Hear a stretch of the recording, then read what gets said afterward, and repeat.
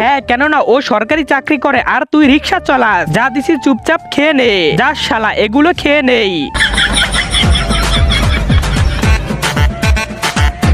শ্বশুর মশাই, এখন আমি একটু বিশ্রাম করব। আসেন জামাইজি, বিছানা তৈরি আছে। মজা পেয়েছি। বাথরুম পেয়েছে। শ্বশুর মশাই, আমার অনেক জোরে হাগা পেয়েছে। আরে আমি আগে হাগতে যাচ্ছি। তার আগে তুমি যদি ইন্ডিয়ান হও তাহলে লাইক করো, আর যদি বাংলাদেশি হও তাহলে লাইক সাবস্ক্রাইব দুইটাই করো, আর কমেন্ট তুমি যে দেশে সে দেশের পতাকাটা দিয়ে যাও। শ্বশুর মশাই, আমারও অনেক জোরে হাগা পেয়েছে।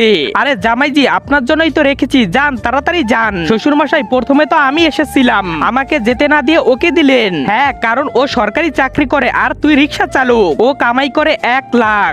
1 লাখ? যা কুত্তা যা, আজ থেকে তুই তোর বাবার ঘরেই থাকবি।